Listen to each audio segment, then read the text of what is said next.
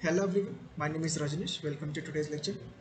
What we will be doing in this lecture, we will be solving some map data structure problems.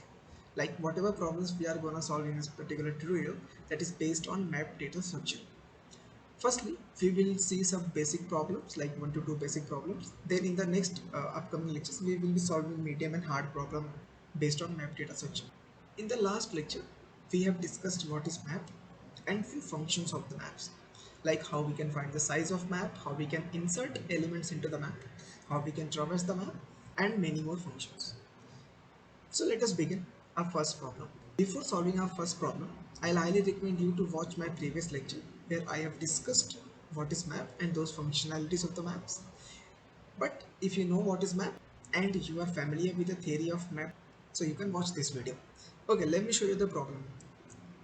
The problem is, given a list of n words, you have to count number of words that appears exactly twice in the list. Okay, you can take an example. The example says you are given a list which contains geeks, for, and geeks. These are the three words. Now you have to count how many words are there which appears exactly twice in the list. So you can see there is only one word geeks which appears twice in this list. So output should be 1. Okay, so there is only one word which appears twice. Okay, let me show you the another example. The another example is you are given a list which has Tom, Jerry, Thomas, Tom, Jerry, Courage, Tom, and Courage. So how many words are there which appears exactly twice in the list? See, Tom's appears thrice in the list. Tom, Tom, and Tom. So Tom cannot be one of the answer. Jerry appears twice. So Jerry is one of them. Courage appears twice. So Courage is also one of them. And Thomas is once. So there are only two words which appears twice. So the output should be 2. Now let us discuss the approach how we are going to solve this problem. Okay, what we are interested in? We are interested in number of words.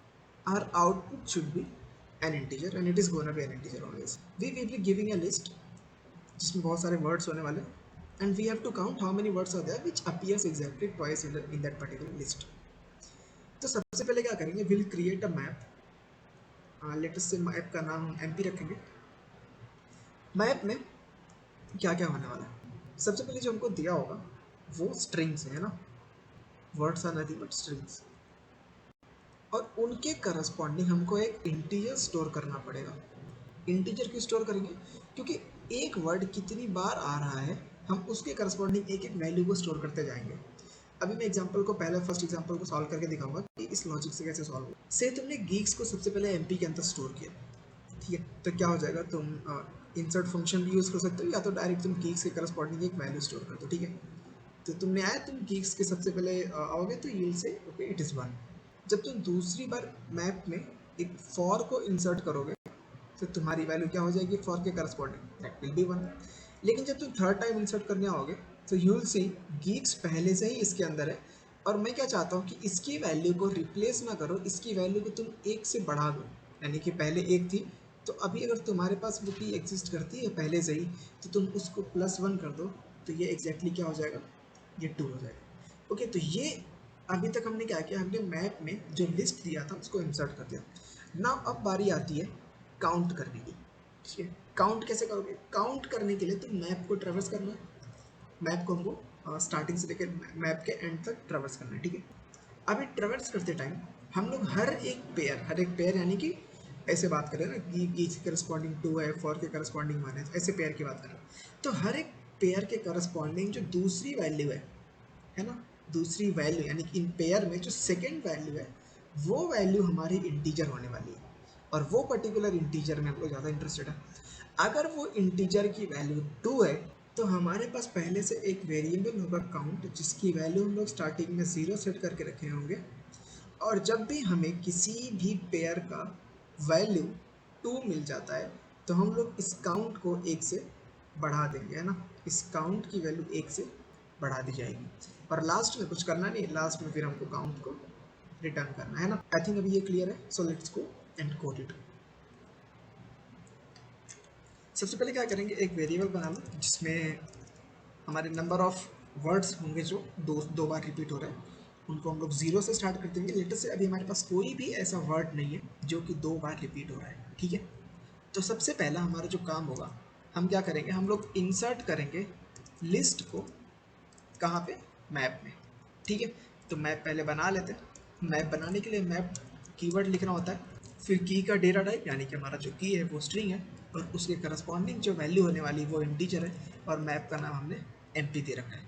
अभी क्या करते हैं, हम इसे insertion करते हैं। जो हमें लिस्ट दी गई है, लिस्ट का साइज़ भी जो एन है हमारा वो लिस्ट का साइज़ है। तो हम लूप चलाएंगे, ठीक है। लूप कहाँ से स्टार्ट होगा, ज़ीरो से, और ये कहाँ तक जाएगा, एन तक। और देखो हमें इतना तो पता है कि अगर एम पी मैप है और ऐसे स्क्वायर ब्रैकेट लगा के कोई स्ट्रिंग डाल दो, इसका एक्चुअली आउटपुट क्या आएगा, इसका आउटपुट एक इंटीजर आएगा। मतलब क्या होता है इस एम पी और जो कोड्स के अंदर लिखते हैं उसका मतलब होता है कि ये जो कोड्स के अंदर वैल्यू लिखी गई है तो उसके करस्पॉन्डिंग वैल्यू क्या है वो आउटपुट होता है। तो हम लोग करना क्या है, हम लोग को करना है कि अगर वो वैल्यू एग्जिस्ट करती है तो उसके करस्पॉन्डिंग वैल्यू को +1 करना है, यानी कि एक से इंक्रीज करना है। अब वो वैल्यू मिलेगी कैसे, वो वैल्यू तुम्हारी लिस्ट के अंदर है। लिस्ट में कौन सी पोजीशन पे होगी, आई पोजीशन पे। अब हमको यहाँ से मैप के अंदर वो एक पर्टिकुलर स्ट्रिंग या फिर तुम बोलो तो वर्ड हमने इंसर्ट कर दिया, और हम देखना चाहते हैं अगर कोई की है तो हम उसको प्लस प्लस यानी कि उसकी वैल्यू एक से इंक्रीज कर देंगे। तो इस हिसाब से क्या होगा, इस हिसाब से जो वैल्यूज़ हैं लिस्ट के अंदर की वो सारी मैप के अंदर इंसर्ट हो चुकी। अभी हम एक दूसरा लूप चलाएंगे और इस लूप में हम ट्रेवर्स करने वाले हैं हमारे मैप को। यहाँ पे एक दूसरी कंडीशन लगाएंगे।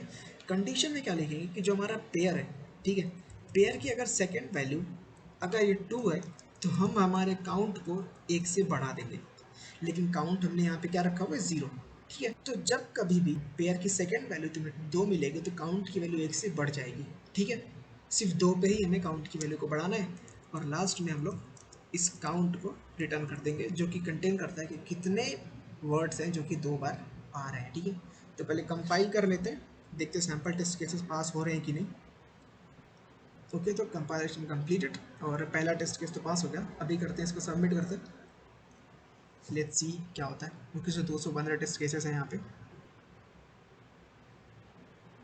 Okay, so problem solve successfully. अभी यानी कि सारे के सारे टेस्ट केसेस यहाँ पे पास हो चुके हैं, ठीक है। ओके, तो डिस्क्रिप्शन बॉक्स में मैंने एक लिंक दिया हुआ है एक प्रॉब्लम का जो कि सिमिलर काइंड का ही है, तो just try to solve it. और अगर नहीं होता है तो I will be solving in the next tutorial. तो तब तक के लिए thank you so much for watching this tutorial. मिलते हैं अगले वाले में।